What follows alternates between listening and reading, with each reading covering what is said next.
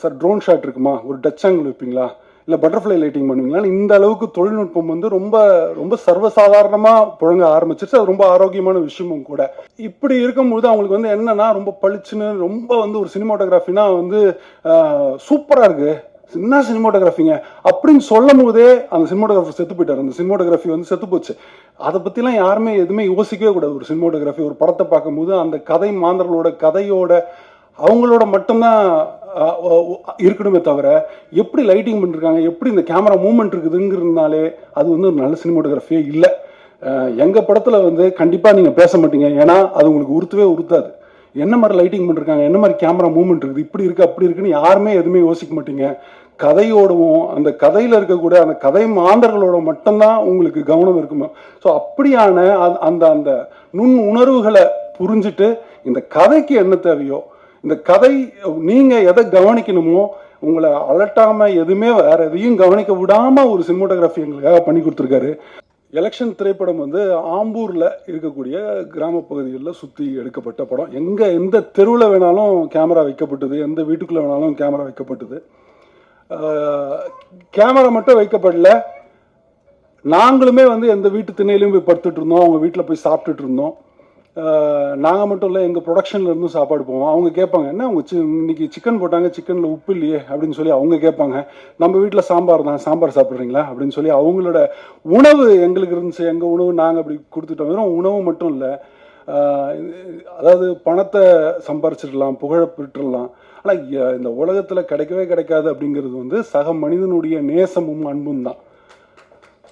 அந்த அன்பை எங்களுக்கு வந்து அந்த மக்கள் வந்து எதை பற்றியுமே யோசிக்காம அந்த ஒரு அன்கண்டிஷனல் லவ் இருக்குல்ல, அதை எங்களுக்கு கொடுத்துட்டே இருந்தாங்க. கிட்டத்தட்ட 60-70 நாள். அது ரொம்ப ஆச்சரியமாக இருக்கும். ஒருத்தர் அந்த ஊரில் ஒருத்தர் வந்து என்னென்னா கூடவே நின்றுட்டு இருப்பார்.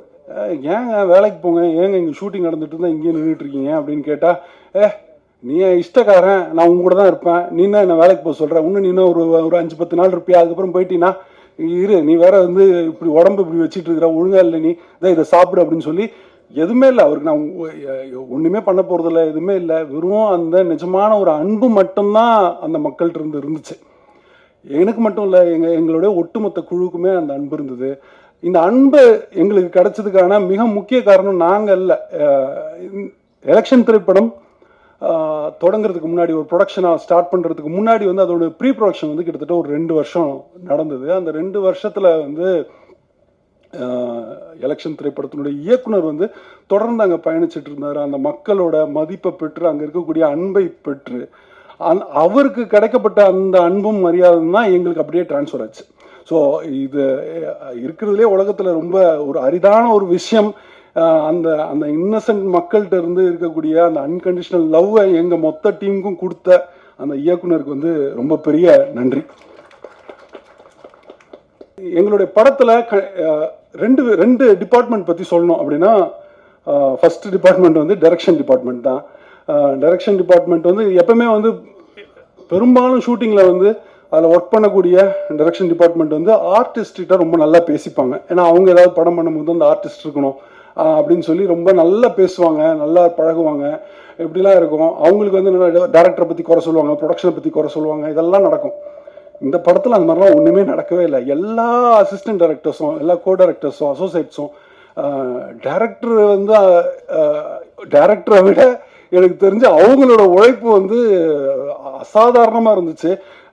நாகராஜ் சார், சதீஷ் சார் டப்பிங்கில் டைரக்டரே ஓகே பண்ணிவிடுவார். ஓகே சார் அப்படின்றார்.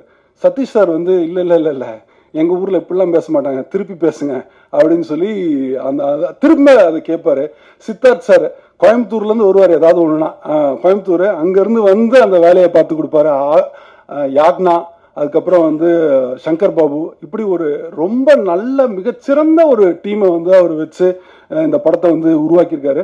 ஸோ டைரக்ஷன் டீமை தாண்டி நானுமே கூட இது வரைக்கும் அவங்கள கவனிச்சதில்லை. இந்த டிபார்ட்மெண்ட்டை அவங்கள பற்றி இது எந்த படத்துலையுமே அவங்க இப்படி ஒரு வேலை பண்ணுவாங்களான்னு நான் வந்து அதை யோசிச்சதே இல்லை. இந்த வாட்டி நான் அது பார்த்ததுக்கான காரணம் என்னுடைய அறைக்கு பக்கத்தர ப்ரொடக்ஷன் டீம் மேனேஜர்ஸ் வந்து என்னுடைய ரூம் பக்கத்துலேயே அவங்க ரூமுங்கிறதுனால, அடடா இவ்வளோ வருஷம் வந்து நம்மளுக்கு தெரியல, இவங்க என்ன வேலை பார்க்குறாங்கன்னே நம்மளுக்கு தெரியல, இப்போ தான் இந்த படத்தில் தான் ஒரு மேனேஜரோட வேலை வந்து என்னவா இருக்குதுங்கிறத நான் புரிஞ்சிட்டேன். அதாவது படம் ஷூட்டிங் போவோம், ஒரு 2 மணிக்கு முடியும், திரும்ப வந்து அடுத்த நாள் காலையில் 4 மணிக்கு கால் பண்ணி எல்லாரையும் அனுப்பணும். ஆம்பூருங்கிறதுனால அது ஒரு கிராமத்தில் நடக்குதுங்கிறதுனால அங்கே இருக்கக்கூடிய எல்லாத்தையும் கோஆர்டினேட் பண்ணோம், எல்லா விஷயத்தையும் பண்ணோம். அங்கே ஆதித்யா சார் ஊரில் இல்லை, ஷூட்டிங் நடக்கும்போது அங்கே இல்லை. ஆனால் ஒரு ப்ரொடியூசர் அங்கே ஊரில் இல்லைன்னே எனக்கு தெரியல, அந்த அளவுக்கு வேலை பார்த்தாங்க ப்ரொடக்ஷன் டீமில். Gokul sir, Hari sir, EB Bala sir. உண்மையாகவே ஒரு ஒரு ஒரு ஒரு மேனேஜர், ஒரு ப்ரொடக்ஷன் டிபார்ட்மெண்ட்டு சிறப்பாக இருந்ததுன்னா அந்த படம் வந்து ரொம்ப சிறப்பாக அமையுன்றதுக்கு நான் அங்கே தான் அதை நான் புரிஞ்சுக்கிட்டேன். ரொம்ப நல்ல டிபார்ட்மெண்ட்டு. அடுத்தபடியாக இந்த படம் முடிஞ்சு கடைசி நாள் நான் வரேன். எல்லா படமும் முடிஞ்ச உடனே என்னன்னா ரொம்ப சந்தோஷமாக கிளம்பி போவோம், அப்பா முடிஞ்சிச்சு அப்படின்னு ஒரு இது இருக்கும். கிட்டத்தட்ட ஒரு 60 நாள் முடிச்சுட்டு அந்த ஊர் மக்களையும் நடித்த நடிகர்களையும் எல்லா நடிகைகள் எல்லாரையும் விட்டுட்டு நம்ம திரும்ப போகிறோம். உண்மையாக ரொம்ப வருத்தப்பட்டேன், ரொம்ப மனசு கஷ்டமாக இருந்தது. போயிட்டே இருக்கும் போது ஒருத்தர் மட்டும் எனக்கு திரும்ப திரும்ப யோசிச்சுட்டே இருக்கேன். எனக்கு அவங்கள பிரிஞ்சு இப்போ போகிறோம் அப்படிங்கிற ஒரு நினைவு கூட எனக்கு இல்லை. ஏன்னா கண்டிப்பாக இவங்களோட நம்ம திரும்ப வேலை பார்ப்போம். இவங்க இந்த ஒரு படம் மட்டும் இல்லை, கண்டிப்பாக இவங்க வந்து நிறைய படங்கள் இவங்க வந்து தொடர்ந்து வேலை செய்ய போகிறாங்க, கொடி கட்டி பறக்க போகிறாங்க, ரொம்ப பெரிய ஆள் ஆக போகிறாங்க அப்படின்னு தோணிட்டு இருந்தது. கிட்டத்தட்ட வந்து ஒரு 50-55 நாள் அவங்களோட வந்து ஒரு காம்பினேஷன் இருந்துச்சு. வேறு யாரும் இல்லை, எங்கள் படத்தில் ஹீரோயினாக இருந்த பிரீத்தி தான். பிரீத்தி ரொம்ப அழகாக மட்டும் இல்லை, ரொம்ப ரொம்ப ரொம்ப ரொம்ப ஒரு திறமையான ஒரு நடிகை. அவங்களுக்கு மிகச்சிறந்த ஒரு எதிர்காலம் இருக்குது. ஏன்னா அவங்களோட அயோத்தியா ஒரு நல்ல ஒரு கதை தெருவு, அதற்கு பிறகு இப்போ எலெக்ஷன், இப்படியான தொடர்ந்து வந்து நல்ல திரைப்படங்களில் தேர்ந்தெடுத்து அவங்களுக்கு தமிழ் அந்த அளவுக்கு தெரியுமான்ற ஒரு டவுட் இருந்துச்சு. ஏன்னா ஒரு சம்பவம் என்ன அப்படின்னா, ஒரு பர்டிகுலர் சீனில் வந்து டயலாக் வந்து இமீடியட்டாக மாறுது. எல்லாமே தொடர்ந்து வந்து டைலாக்லாம் மாற்றி ஆன் ஸ்பாட்டில் நாங்கள் பேசுகிறோம். நான் விஜயகுமார் சார் 2 பேரும் பேசுகிறோம். அதில் காம்பினேஷனில் அவங்களும் இருக்காங்க, 3 பேர் இருக்கோம். நாங்கள் 2 பேரும் வந்து தமிழ் பூந்து விளையாடுவோம், எங்களுக்கு எந்த பிரச்சனையும் இல்லை, நாங்கள் ரொம்ப கான்ஃபிடென்ட்டாக அதை பண்ண முடியும். ஆனால் பிரீத்திக்கு வந்து அதை பண்ண முடியுமாங்கிறது எனக்கு ஓடிட்டே இருக்குது. எப்படா இந்த பொண்ணு இப்போ பண்ண போகுது, இதை பண்ணிட முடியுமா, இது என்ன இப்போ என்ன நடக்க போகுது இந்த சீன் அப்படின்னு சொல்லி உண்மையாகவே அதை நினச்சிட்டே இருக்கேன். சரி, ஒரு தடவை தான் பேசி பார்க்குறோம், எல்லாரும் அப்படி பேசி பார்க்குறோம். சத்தியமாக நம்ப மாட்டீங்க, அந்த ஷாட்டில் எங்கள் 2 பேரோட மிகச்சிறப்பாக நடித்தது வந்து பிரீத்தி தான். மிக முக்கியமாக அடுத்தது இந்த விழாவின் நாயகன் மட்டும் இல்லை, எங்கள் படத்தினுடைய நாயகனும் என்னுடைய மாப்பிள்ளை ராசு. உங்களுக்கெல்லாம் வந்து உரியடி விஜயகுமார்ல, எனக்கு வந்து அவர் ராசு தான், மாப்பிள்ளை தான்.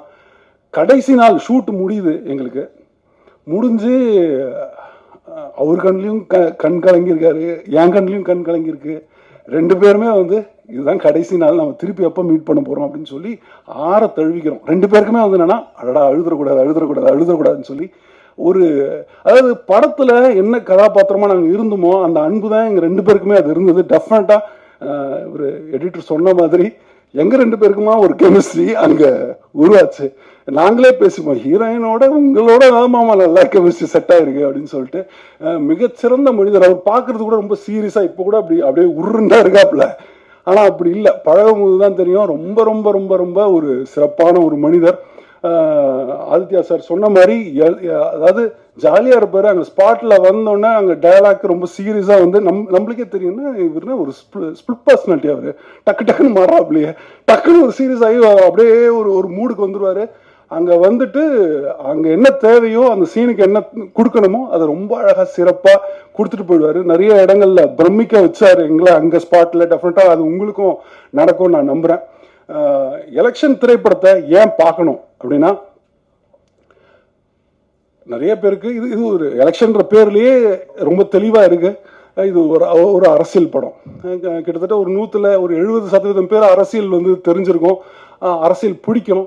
ஆனால் ஒரு 30% பேர் வந்து என்னன்னா, ஐயோ அரசியலா, போர், அது எனக்கு வேண்டாம், நான் எதுக்கு, இதுக்கும் எனக்கும் சம்பந்தமே இல்லை, நான் ஒதுங்கியே இருந்துக்கிறேன் அப்படின்னு சொல்லி நினச்சிருவாங்க, விட்டுடுவாங்க. எழுத்தாளர் இமயம் அவர்கள் வந்து ஒரு மேடையில் சொன்னது, நீங்கள் சாப்பிட்ற சாப்பாடுல இருந்து போடுற துணியில இருந்து நீங்கள் செத்த பேருக்கு உங்களை புதைக்கணுமா எரிக்கணுமாங்கிற எல்லாத்துலேயுமே அரசியல் இருக்குது அப்படிங்கிறது வந்து இமயம் சார் சொல்லியிருந்தார். ஆக அப்படியான ஒரு விஷயத்த நான் என்னை சுற்றி என்ன நடந்து கொண்டிருக்கிறது, என்ன அரசியல் செஞ்சுக்கிட்டு இருக்கிறாங்கங்கிறது உங்களுக்கு புரியலன்னா உங்களை விட மிக மோசமானவர்கள் இருக்கவே முடியாது. அந்த முட்டாள்களாக நீங்கள் இருந்துடக்கூடாது. அது ஒன்றுமே பிரச்சனை இல்லை. இன்னைக்கே கூட நீங்கள் அதுலேருந்து வெளியே வந்துட முடியும். உங்களை சுற்றி என்ன நடக்குதுங்கிற ஒரு புரிதலுக்குள்ளே நீங்கள் வந்து உள்ளே போயிடலாம். எலெக்ஷன் வந்து உங்களுக்கு எல்லா விதமான அரசியலும் சொல்லி கொடுத்துரும் நான் சத்தியமாக சொல்ல மாட்டேன். ஆனால் ஒரு தொடங்குவதற்கான ஒரு முதல் புள்ளியாக டெஃபினட்டாக வந்து எலெக்ஷன் இருக்கும். இங்கேருந்தே கூட உங்களுடைய அரசியல் புரிதலுக்கான ஒரு தொடக்கத்தை வந்து நீங்கள் வச்சுக்கலாம். ஆக எங்களுடைய படங்களை, சிறப்பான படங்களை வந்து என்றைக்குமே ஊடக நண்பர்கள் அழகாக மக்கள்கிட்ட எடுத்துகிட்டு போய் சேர்த்துட்டே இருக்கீங்க. நான் ரொம்ப நிச்சயமாக நம்புகிறேன் ஒரு நல்ல திரைப்படம் அது கண்டிப்பாக வந்து நீங்கள், ஏன்னா நான் நிறைய படங்களுக்கு நான் சொல்லியிருக்கேன், தயவு செஞ்சு அதை கொண்டு போங்க. நான் எனக்கு ரொம்ப கான்ஃபிடென்ட்டாக இருக்கேன் இதை நீங்கள் கண்டிப்பாக கொண்டு போயிடுவீங்க. ரொம்ப சிறப்பாக மக்கள்கிட்ட போகணும். நம்ம வந்து மீண்டும் சீக்கிரமாகவே வந்து ஒரு வெற்றி விழாவில் சந்திக்கலாம். நன்றி.